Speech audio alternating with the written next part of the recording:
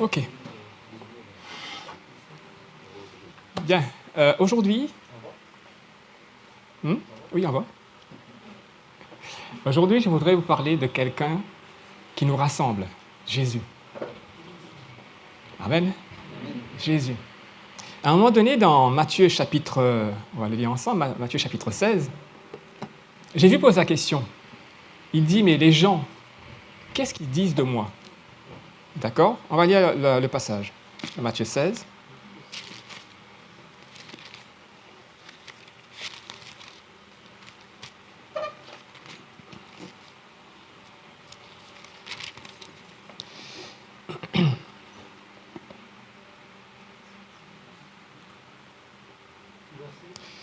Attends.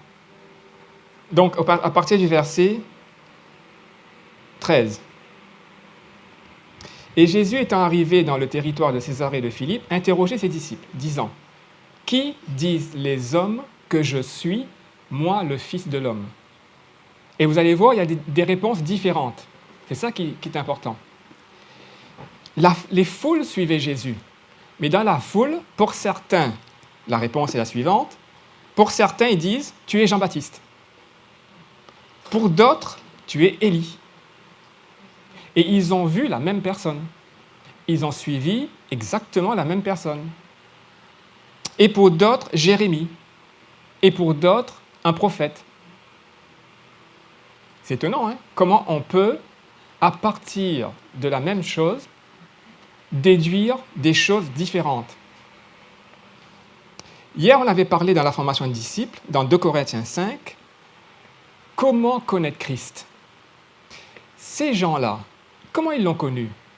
Par leurs 5 sens.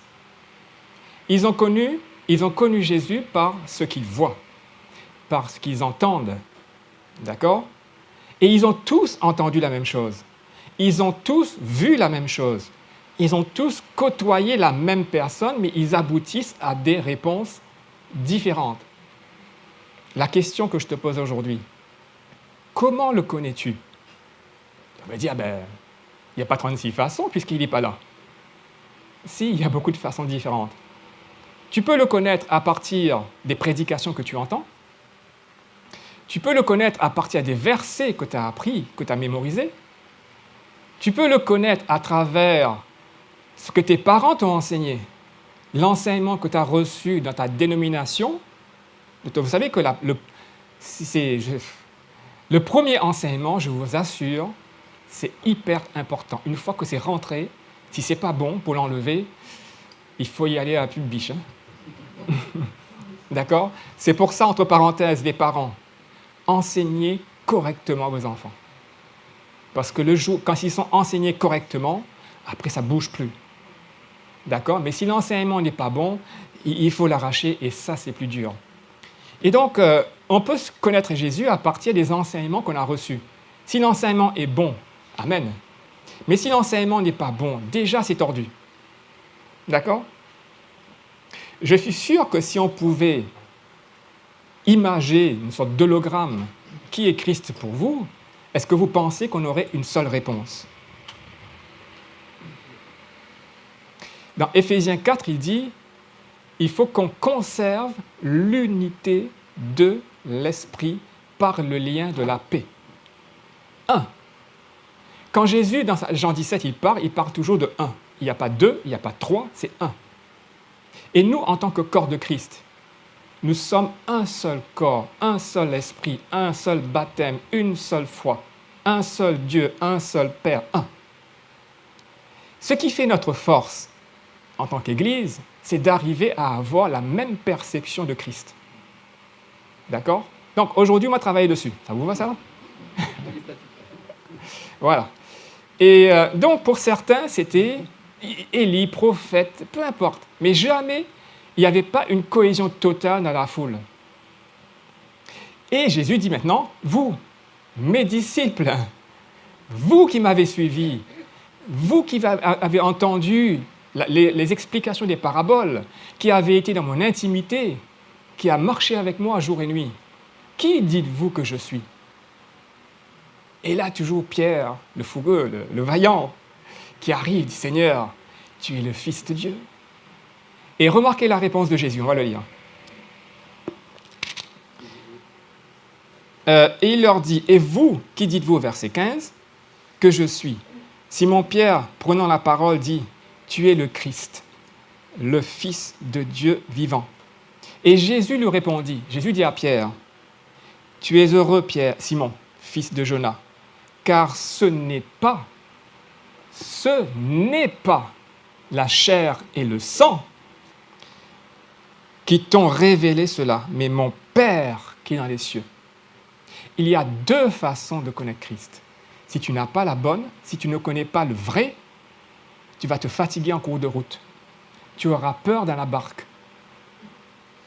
Vous connaissez l'histoire dans Marc 4. L'histoire où les disciples étaient dans la barque, en pleine tempête, Jésus était avec eux. Jésus était dans la même situation, la même barque qui se remplissait d'eau.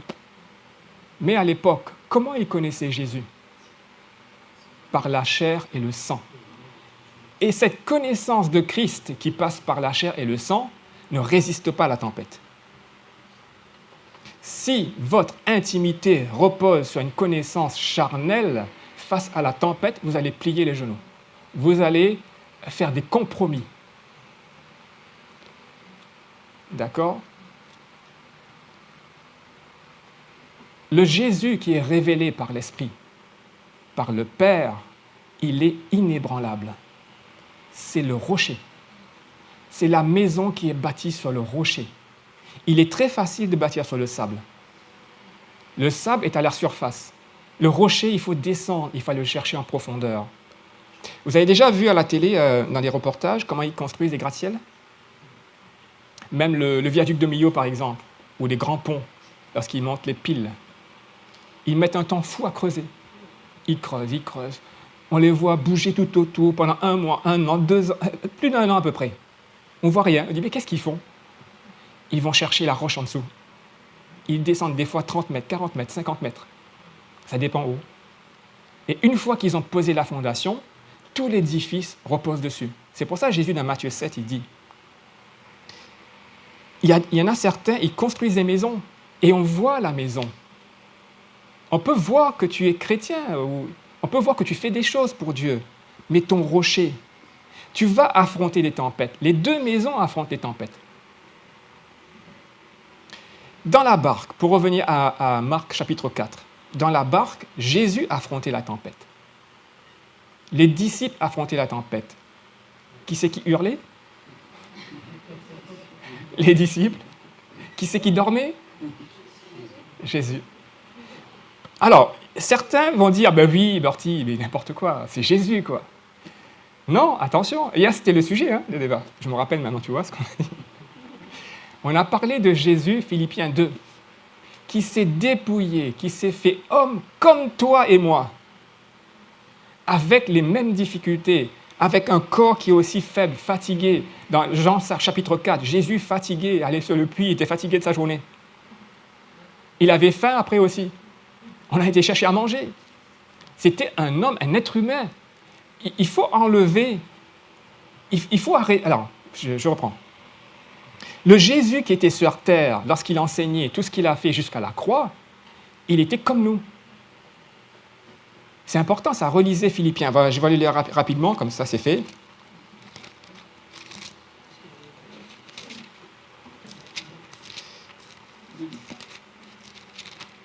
Philippiens chapitre 2, verset 5. Ayez en vous les mêmes sentiments que Jésus-Christ, lequel, étant en forme de Dieu, n'a point regardé comme une proie à saisir d'être égal à Dieu, mais il s'est dépouillé. Ça veut dire quoi dépouiller ? Il n'a pas enlevé son chapeau, son écharpe. Que veut dire dépouiller ? Il a enlevé tout ce qui le différenciait de toi et de moi. Il s'est dépouillé lui-même.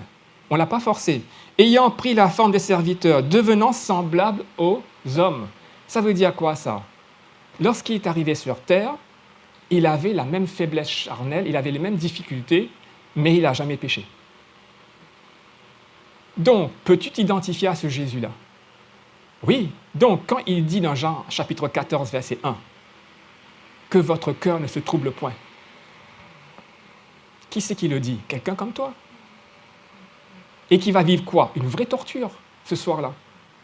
Lui, il a la paix dans son cœur. Et pourtant, il va passer un moment difficile. Et il dit que votre cœur ne se trouble point. Et il le redit à la fin du chapitre. Que vos cœurs ne se troublent pas. Si lui, il a dit ça avec dans le même corps que nous, avec les mêmes difficultés, peux-tu dire que le tien est plus dur?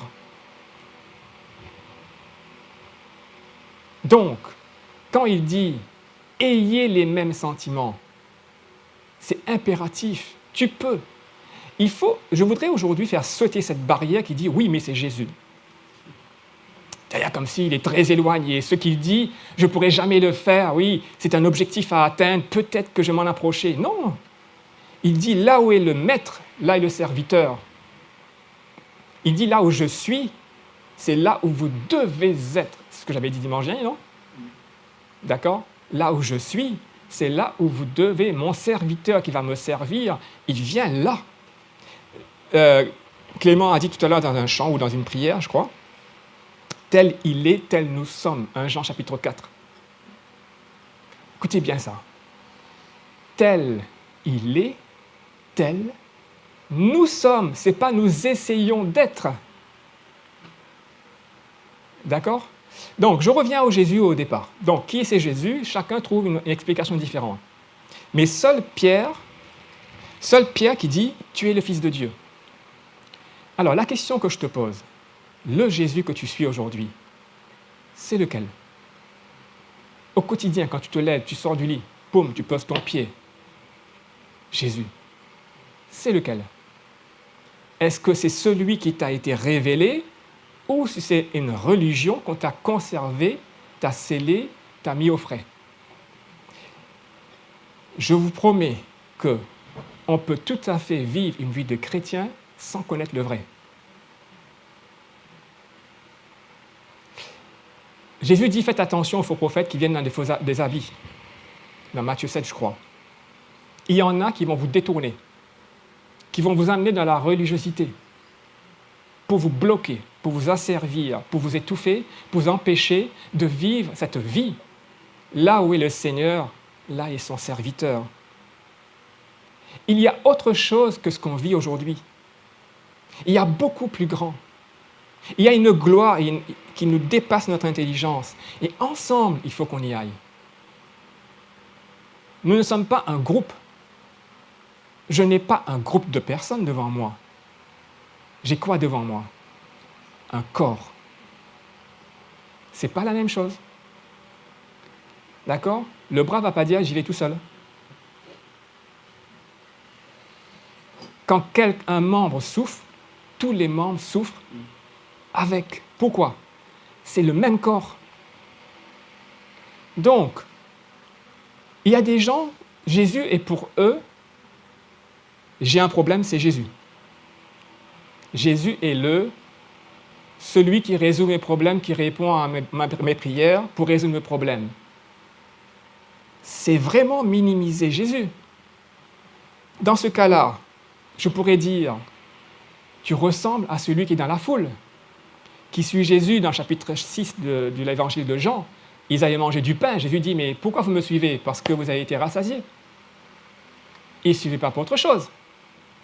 Et même les disciples qui le suivaient, quand les paroles deviennent trop dures, ils l'abandonnent. Pourquoi tu le suis? Parce qu'il te bénit? Ça, c'est un piège aussi. Souvent, en tant que chrétien, on prie, on marche avec Dieu pour être béni. Si vous faites ça, vous vous trompez. Je vais vous dire pourquoi. La première raison, vous perdez votre temps parce que vous êtes déjà béni. Éphésiens 1:3. Vous êtes bénis de toutes sortes de bénédictions dans les lieux célestes en Christ. Si tu es déjà béni, ne repose pas ta relation sur une bénédiction. Donc, je repose ma question. Pourquoi tu suis Christ? Qui est-il pour toi? C'est une question importante qui va bouleverser ta vie. Pose-toi cette question aujourd'hui. Qui est Jésus pour toi? Est-ce que tu as une révélation de Christ dans ton homme intérieur? Est-ce que Dieu te l'a révélé ou tu l'as juste entendu charnellement? Si c'est la chair qui te l'a révélé, la révélation n'est pas bonne. Il faut que ce soit révélé au fond de toi, inébranlable. On ne peut pas décrire Jésus avec des mots.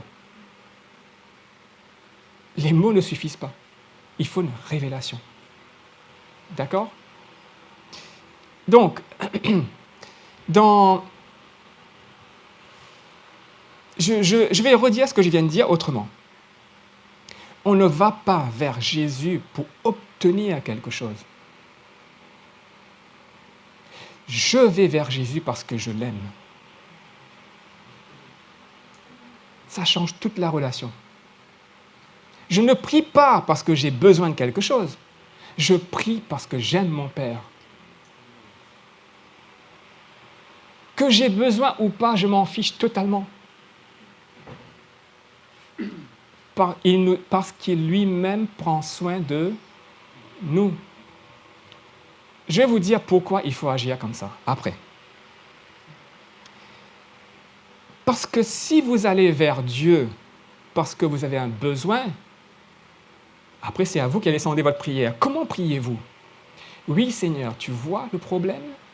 Tu vois comment j'ai mal? Tu vois comment j'ai souffert? Tu vois ceci et cela? Et j'ai tout fait ça, j'ai été zélé, j'ai jeûné, j'ai fait... On fait du commerce avec Dieu. Si tu fais ça, je fais ça, on fait du chantage. Tu vois ça, on lui explique à Dieu, au cas où il n'aurait pas compris. Vous voyez le truc? Non. Il va falloir remettre à plat notre relation avec Dieu. Je vais vers mon Seigneur parce que je l'aime, point final. Pas parce qu'il me donne quelque chose. D'accord? Parce que si vous allez vers lui parce qu'il vous donne quelque chose, ça veut dire que vous n'êtes pas sûr qu'il vous le donne. Vous avez besoin d'aller quémander. Vous avez besoin de le tirer. Donne-moi ça. C'est pas bon. Ce Jésus-là, c'est pas le vrai. Maintenant, qui est le vrai Jésus? Je vais vous dire comment votre relation doit être. Je vais commencer par l'image dans la barque. Quand Jésus est dans la barque, arrête de crier. Dors. Tu n'as pas besoin de lui dire que la barque se remplit d'eau. Il est au courant. Tu crois qu'il ne le sait pas? Oui. Et pourquoi il dort? Allez, on rebondit sur ce qu'il a dit. Vous savez pourquoi il dort, Jésus? Parce qu'il est en paix. Pourquoi il est en paix? Oui, et pourquoi il a dit allons de l'autre bord? Parce que son père lui a dit d'aller là-bas. Et quand son père lui dit d'y aller, qui peut arrêter son père? Personne. Qui peut arrêter Jésus? Personne. Si Jésus te dit fais le pas, pourquoi tu doutes? Pourquoi tu cries Seigneur? Fais le pas. Quand Jésus est dans la barque, dors. Là où tu peux hurler, c'est quand il n'y est pas. La question est, Jésus est dans ta barque? En es-tu sûr? Ou alors il faut prier 1 heure avant qu'il soit dans la barque? Est-ce qu'il est toujours avec toi? Ou alors il est avec toi juste après ta prière du matin? Est-ce qu'il est avec toi quand tu as commis une faute? Est-ce qu'il est avec toi quand tu te rates? Il est toujours avec toi. Tel il est, tel nous sommes. 1 Corinthiens 6, 17. Celui qui s'unit à Jésus est un même esprit avec lui. Jésus ne te quitte jamais. Tu n'as pas besoin de lui hurler dans l'oreille. Alors, comment ça se passe? Je prends notre exemple. Je prends un gros bouquet de fleurs. D'accord? Je mets dans la pièce. Est-ce que j'ai besoin de dire à la fleur, répands ton parfum? Le seul fait qu'il soit là, il parfume la pièce. Le seul fait que Jésus soit en toi, tu as tout. Toute la plénitude est en lui. Quand tu as Christ, tu as besoin de rien. Pourquoi t'inquiéter de ce que tu mangeras? Pourquoi t'inquiéter de ce que tu vas te vêtir? Tu as Jésus. Dans Matthieu 10, quand Jésus a envoyé ses disciples, qu'est-ce qu'il a dit? Allez, dites le royaume des cieux est proche. Guérissez les malades, purifiez les lépreux, ressuscitez les morts, etc. N'emportez ni souliers, ni bâton, ni bourse, ni... Pourquoi? Parce que Jésus a dit, allez. Et qui va prendre soin d'eux? Jésus. Et pourtant, il n'était pas avec eux. Vous comprenez ça? Vous avez un privilège que des milliers et des milliers d'années des êtres humains n'ont pas eu, Christ en toi. Vous savez, dans Colossiens, regardez. Colossiens chapitre 1.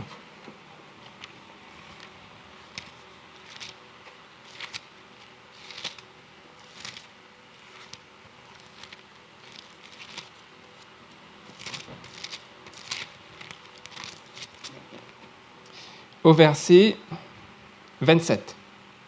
Non, on va commencer au verset 26. Le mystère qui était caché dans tous les siècles. C'est un mystère. Que veut dire mystère? Pas clair, pas on ne sait pas quoi. On sent que ça vient, mais on ne sait pas ce que c'est. C'est mystérieux. Le mystère qui était caché dans tous les siècles et dans tous les âges, tout le temps, personne n'a su, personne n'a compris ce qui allait venir, personne n'a pu imaginer ce que vous vivez aujourd'hui. Je veux que vous compreniez ça. Ce que vous vivez aujourd'hui n'a rien, mais rien à voir avec avant Christ. Vous pouvez vous émerveiller devant David et Goliath, devant Samson, devant Abraham, devant Moïse, devant Daniel. Vous pouvez vous émerveiller devant tous ces gens-là, mais ce qu'ils ont vécu n'est rien à comparaison avec ce que vous vivez. On est passé de gloire en gloire. Vous savez, dans 2 Corinthiens 3, le ministère de la mort, la condamnation, c'est une gloire qui est très faible. Même Moïse, son visage s'est illuminé. Mais Paul dit, cette gloire-là n'est rien en comparaison à la gloire à venir, celle-ci, dans laquelle vous êtes. Comprenez ce que vous avez.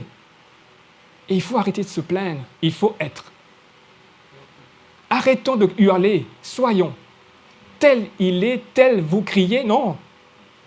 Tel vous êtes. Que veut dire être? Je suis et j'agis et je parle. Et est-ce que j'ai besoin de quémander?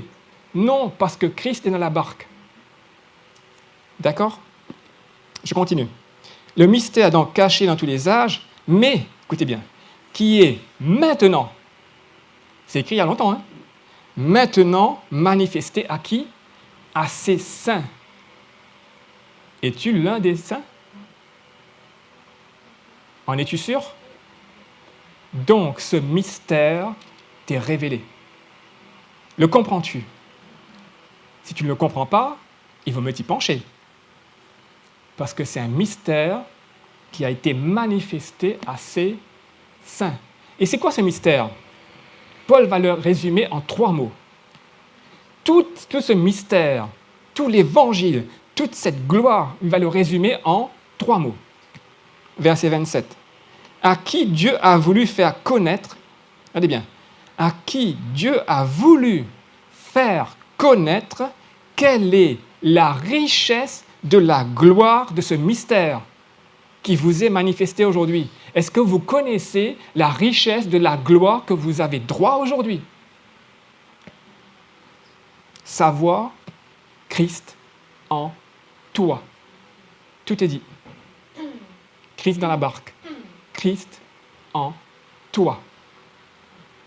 Quand tu as Christ, tu as tout. Il n'y a rien à rajouter. Quand tu as Christ, il prend soin de toi. Quand tu as Christ, personne ne peut te toucher. Quand tu as Christ, toutes les promesses de Dieu sont oui et amen. Quand tu as Christ, tu triomphes toujours. Ça fait peur, ça, ou pas? Ça donne de la hardiesse ou pas? Ça, c'est mon Jésus. D'accord? Ça, c'est le Jésus que je prêche. Ça, c'est le Jésus que je prie, que j'aime, avec qui je suis tous les jours. Ça, c'est mon Seigneur. C'est le vôtre? Amen? Si ce n'est pas le vôtre, changez. Parce que vous ne le connaissez pas.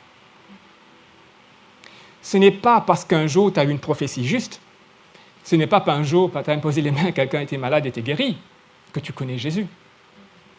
Il va te dire peut-être, si tu ne marches pas dans ses voies, si tu pratiques l'iniquité, si tu ne gardes pas ses commandements, il risque de te dire « Je ne te connais pas ».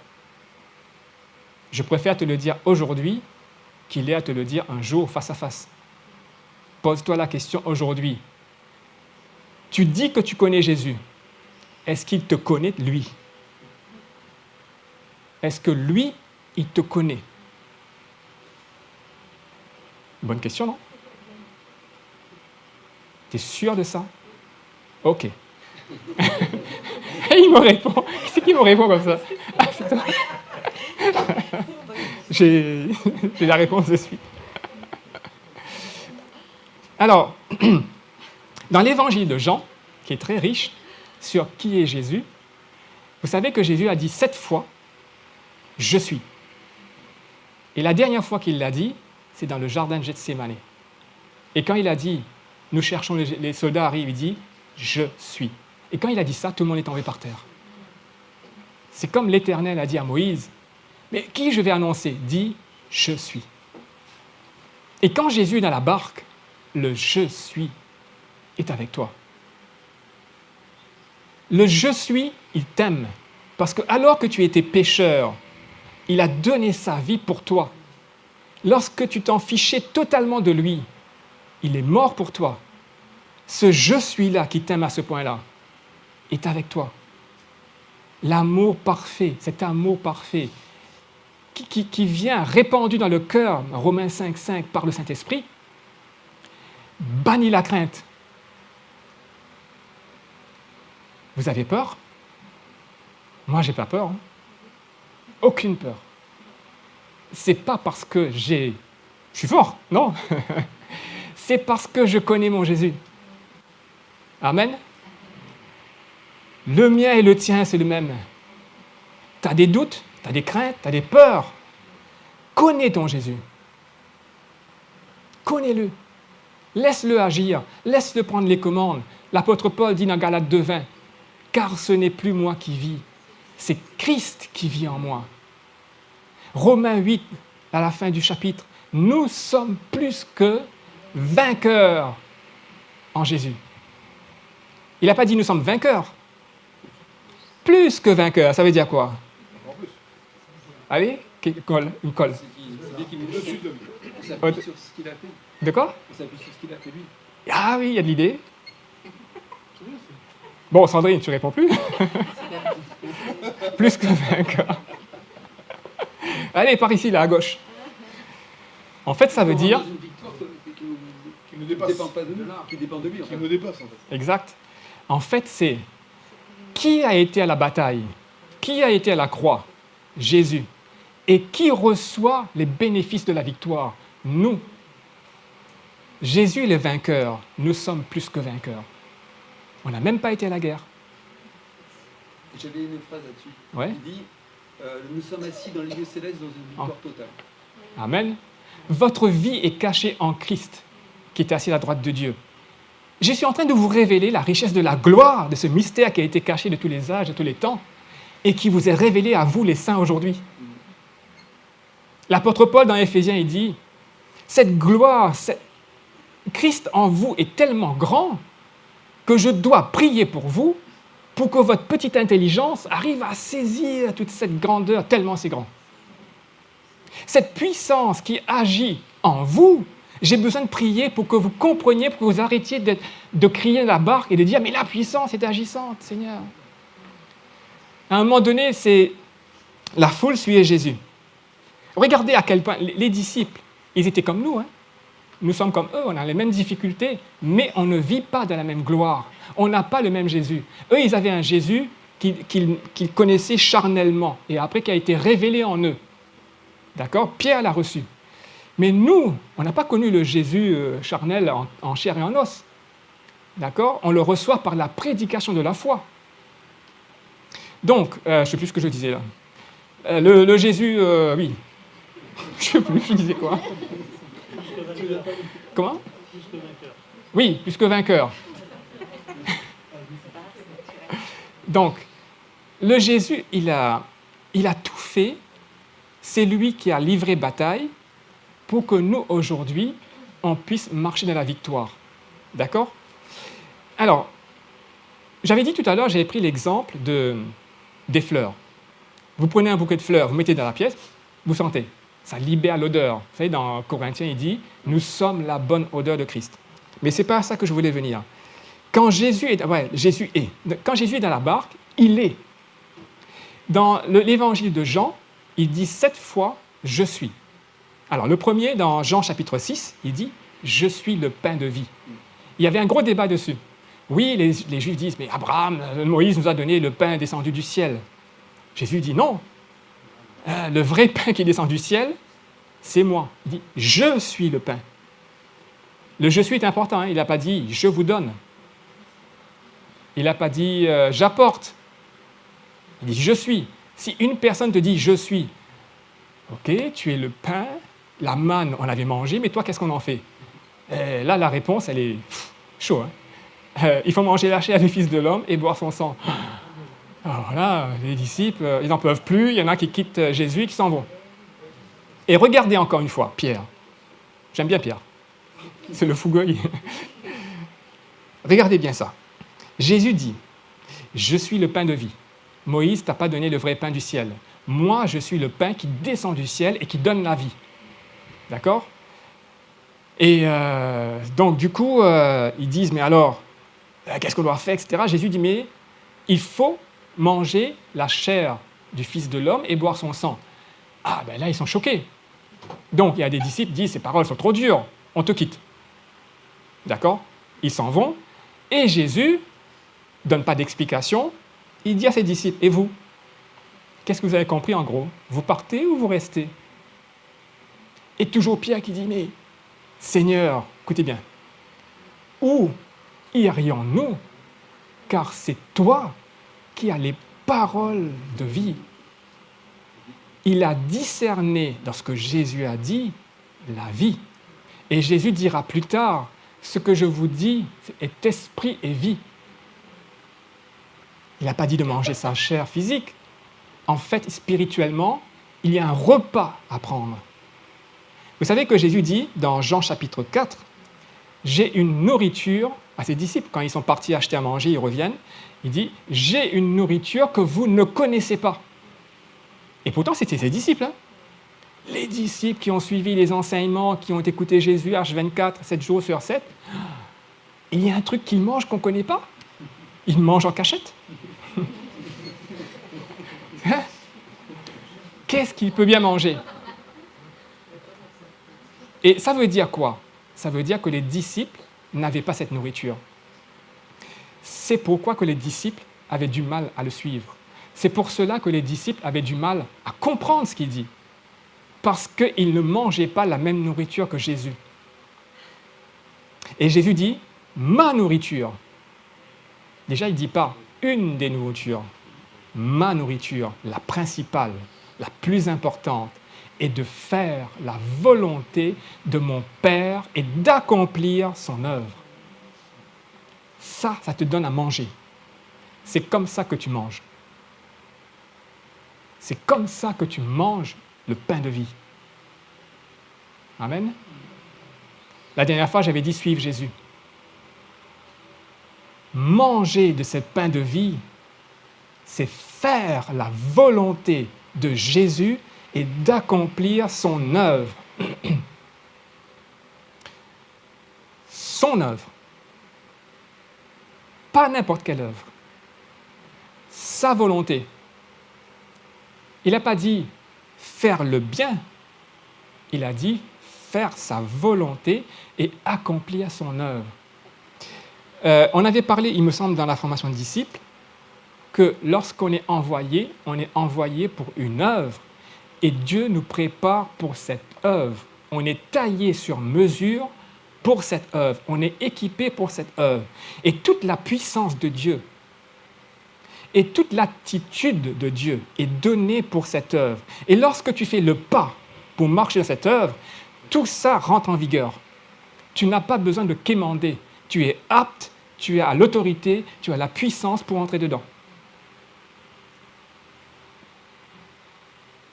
C'est pour cela que Jésus dormait dans la barque. Il était envoyé en mission. Il était en train d'accomplir l'œuvre de son Père. Il était en train de faire sa volonté. Il devait traverser la mer pour aller libérer cet homme qui était rempli de démons. Et lorsqu'il traverse la tempête, je m'en fiche, tempête ou pas tempête, je traverse. Jésus n'a jamais dit que le chemin va être tapissé de pétales de rose. Il a dit « traverse ». Vous savez que dans l'histoire, en fait, dans la deuxième histoire où les disciples ramaient contre le vent, qu'ils avaient du mal, tout ça, Jésus a dû les obliger à entrer dans la barque. Ils ne voulaient pas. Hein? Vous savez pourquoi ils ne voulaient pas? Parce qu'ils savent très bien, les gens du coin, ils savent lire la mer et le ciel. Ils savaient que la tempête allait arriver. D'accord? Dans le coin, ils savent le faire, ça.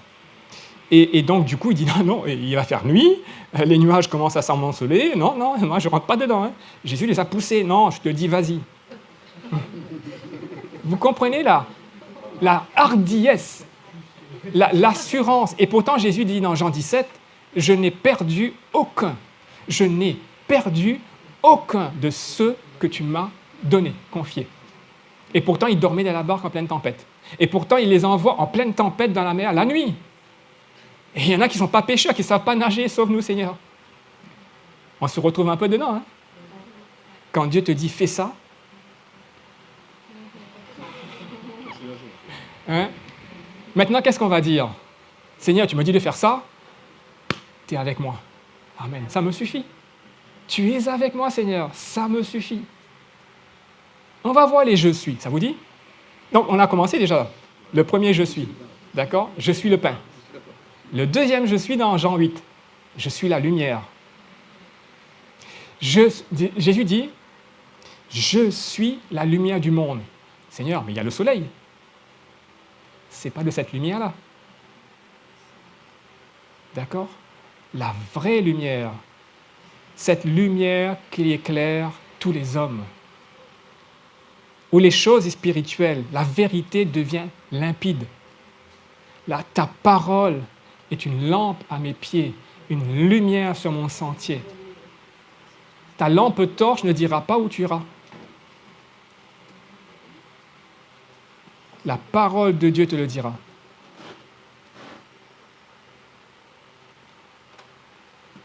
D'accord? Jésus est la lumière. C'est dans ton esprit. Vous savez, dans... Comment?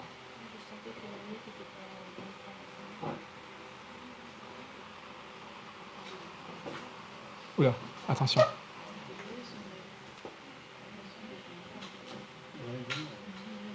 Elle a marché trop vite, là. Hein?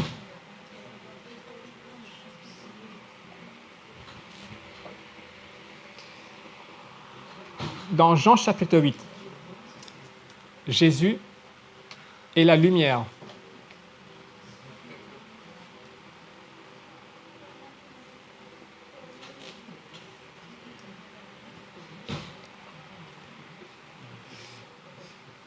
Lorsque quelqu'un est aveugle, physiquement, il sait qu'il est aveugle. Lorsqu'il est sourd, il sait qu'il est sourd. Lorsqu'il est muet, il sait qu'il est muet. Mais quelqu'un qui est aveugle spirituellement ne sait pas qu'il est aveugle. Quelqu'un qui est sourd spirituellement ne sait pas qu'il est sourd. Et Jésus dit, je suis la lumière. Et il y en a qui croient avoir la bonne lumière, et Jésus dit, mais si ta lumière est ténèbre, combien seront grandes ces ténèbres?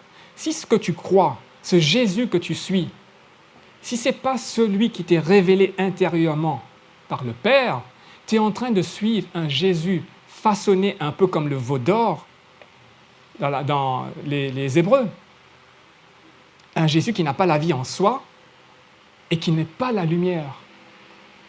D'accord? Je suis en train de vous amener, de vous pousser vers le seul Jésus.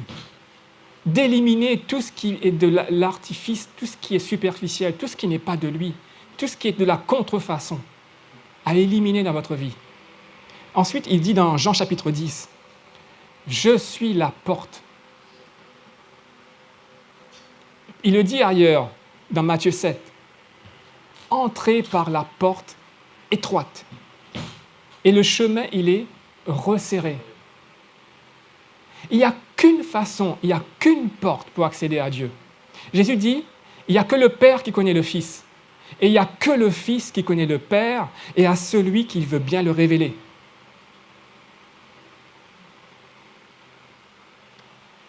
Il dit aussi dans Jean chapitre 10, « Je suis le bon berger ».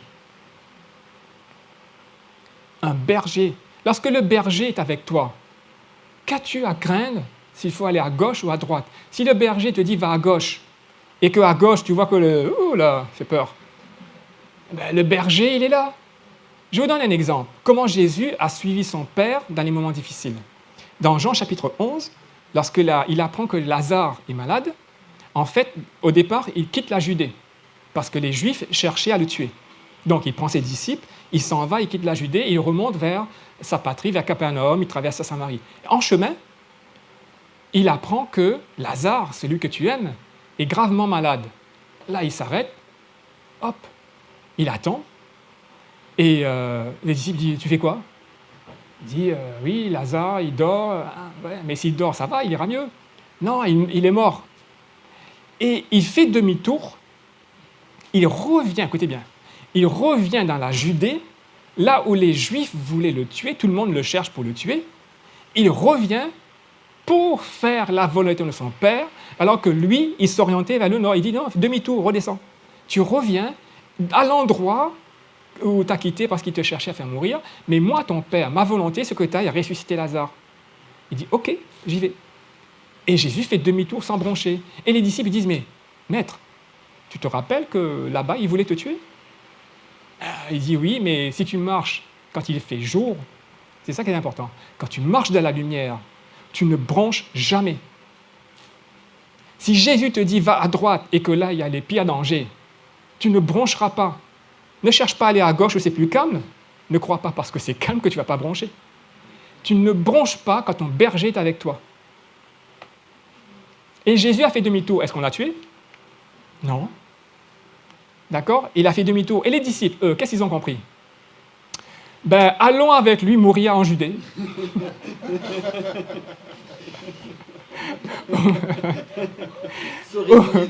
Au moins, ils étaient fidèles, quoi. Hein. Ils n'ont pas compris, mais ils étaient fidèles jusqu'à la mort. On va mourir avec toi, Seigneur. Et ça fait rigoler, mais c'est comme ça qu'ils ont appris. Et c'est comme ça que nous apprenons aussi. D'accord? On comprend un petit peu plus chaque jour. Oui, mais Seigneur, tu sais qu'on va mourir. C'est pas important qu'ils veulent me tuer. Ce qui est important, c'est que c'est la volonté de mon Père. C'est pas important qu'il y ait une tempête sur la mer, qu'il fasse nuit. Ce qui est important, c'est que c'est la volonté de mon Père. C'est pas important que tu n'aies pas les finances pour le faire. C'est pas important que tu ne te sens pas capable. C'est pas important que les gens soient contre toi. Ce qui est important, c'est que Jésus te le demande. C'est tout. Moi, dans mes discussions, quand quelqu'un me dit « Oui, tu sais, Dieu m'a demandé ça, oui, mais… » Je t'ai perdu depuis le début. Hein. Tu m'as dit « Dieu veut », ça y est, je ne t'écoute plus. Tu le restes, moi, c'est… Non. Tu es convaincu que c'est Dieu? Eh bien, pourquoi on discute, on perd du temps? C'est la volonté de Dieu, il n'y a pas à tergiverser, tu le fais. Quel est l'endroit le plus sûr pendant la tempête si c'est né dans la barque qui est en train de se remplir d'eau? Pas couler, mais se remplir d'eau. L'endroit le plus sûr, c'était là. Hein. Vous savez qu'ils auraient pu contourner la mer, à pied. Jésus marchait sur l'eau, il aurait pu le passer à pied, hein, sur le côté. Pierre qui sort de la barque, c'était utile? Est-ce que c'était utile? Non, mais il a appris à marcher sur l'eau. D'accord? Ne soyons pas religieux. Là où est Jésus, t'as tout. D'accord? Lorsqu'il est, tout y est. L'autre exemple encore, on remonte, on était en combien là? 10? 10. Allez, on monte à 14. Dans Jean chapitre 14, verset 6, je crois. C'est ça? Il dit « Je suis le chemin, la vérité et la vie ». Ce verset-là, vous connaissez bien. Il dit « Je suis le chemin, la vérité et la vie ». Donc, quand Jésus est avec toi, tu as la vie. Que veut dire la vie? La vie dans ton esprit, la vie pour ton âme, la vie pour ton corps et des fleuves d'eau vive, Jean 7, qui coulent de ton sein. La vie va couler. Il faut vous voir comme un... Il y a... Hier, on disait ça encore. On a dit pas mal de choses hier. Hein? Ah oui, On disait que la vie pousse de l'intérieur vers l'extérieur. D'accord? Du secret vers le visible. Sous la terre, en dessus de la terre. L'image, c'est ça. Donc, la vie est à l'intérieur. Celui qui s'unit à Christ a un même esprit avec lui. En toi, ton être spirituel, il est parfait, il est un avec Christ, il a la vie. Vous savez que l'homme spirituel juge de tout et il est jugé par personne. Pourquoi? Parce qu'il est un avec Christ, il a la vie. Et donc, cette vie-là, il part de l'intérieur et il coule. Tu l'as. Donc, finalement, à la fin du message, je vais dire, Bertie, mais qu'est-ce que je peux bien demander? Qu'est-ce que tu veux demander? D'accord? Il dit, tu t'inquiètes pour tes vêtements? Tu t'inquiètes pour te manger? Tu t'inquiètes du lendemain? Tu as Christ en toi, l'espérance de la gloire. Alors maintenant, la question que je te pose. Comment, dorénavant, tu vas marcher? Comment tu vas aborder la prière maintenant? Comment tu vas ouvrir ta bouche face à une difficulté? Est-ce que tu vas dire, ouais, je ne sais pas comment je vais faire? Nous sommes plus que vainqueurs. Nous triomphons toujours en Christ. Nous avons la plénitude en lui. D'accord? Comment? Je sais que tu m'exauces toujours. Je sais que tu m'exauces toujours. Toutes les promesses de Dieu sont oui et amen en Christ. D'accord? Donc, ce qui veut dire, la prière maintenant. Vous savez, le mot prière, c'est un gros sujet. On l'a un peu galvaudé. C'est-à-dire, quand on dit prière, on pense à demander. Vous savez qu'il y a plusieurs mots pour prière. Et parfois, le même mot est traduit supplication, requête, prière, demande. C'est un peu la prière. L'acte principal de prier. Quand Jésus priait, est-ce qu'il priait seul? À méditer ça. Il a fallu que ses disciples lui demandent comment prier. Pourquoi? Parce que Jésus était en intimité avec son Père. Tête à tête. Et pourquoi il avait besoin de ça? Parce que son Père le nourrit. Il se nourrit de son Père et après il nourrit les autres. Pour être, il faut que tu sois en communion avec ton Jésus. Prends du temps avec ton Père. Et ce que tu vas recevoir dans ta chambre, la porte fermée, c'est ce que tu peux donner. Tu ne peux pas donner ce que tu n'as pas. Il faut avoir la vie pour donner la vie. Il faut avoir cette intimité pour transmettre sa parole. Jésus, il dit, était l'image parfaite de Dieu. Nous, en tant que chrétiens, chrétien veut dire petit Christ. Nous sommes la bonne odeur de Christ. Moi, si je veux avoir l'odeur des roses, il faut que je me colle à un rosier, je le serre. Pendant un bon moment, ça va piquer. Après, je vais alors, et là, je répands cette odeur. Je ne pourrais pas répandre l'odeur si je n'ai pas passé du temps à me coller à cette odeur. Ça, c'est prier. Après, dans la prière, il y a une toute petite partie, on va demander. Mais ce n'est pas demander parce que je ne suis pas sûr que tu me le donnes. Demander, vous savez pourquoi cette partie-là? Je vais faire très vite. Parce que l'autorité a été donnée aux êtres humains. Et on a besoin de le formuler. C'est tout. Regardez quand Jésus demande. Toutes les prières qui ont été écrites où Jésus demande quelque chose, elles sont hyper courtes. Pour multiplier les pains et les poissons, qu'est-ce qu'il a dit? Oui, tu sais, tu vois combien il y en a, à quel point ils sont fatigués, ils sont faibles. D'accord? Ah oui, c'est ça que je voulais dire, j'ai oublié. Et tu vois tous ces problèmes, ils sont malheureux, etc. Non, il dit merci. Il n'a même pas demandé de le multiplier. Vous savez pourquoi? Parce que son Père lui a donné une mission. Et dans cette mission, il y avait la puissance et l'autorité. Et avant qu'il le fasse, il a dit, nourrissez-les vous-même. Est-ce que Jésus se moquait des disciples? Non. Est-ce qu'ils auraient pu le faire? Oui. Et ils ne l'ont pas fait. Jésus l'a montré. Comprenez cette idée? Quand Jésus te demande quelque chose, c'est parce que tu peux. Ne discute pas. Ne dis oui, oui, mais. Le oui, mais, non, non, non, non. Oui, amen. Arrête de discuter. Quand il dit fais ça, fais-le. Tu peux. Même sur le coup, tu auras du mal, tu vas bancal, machin. On s'en fiche. Fais-le. D'accord? C'est ce Jésus-là qui est en toi. Amen? Allez, on va prier. Papa, je te remercie pour ta parole. Alléluia. Que toute la gloire te revienne.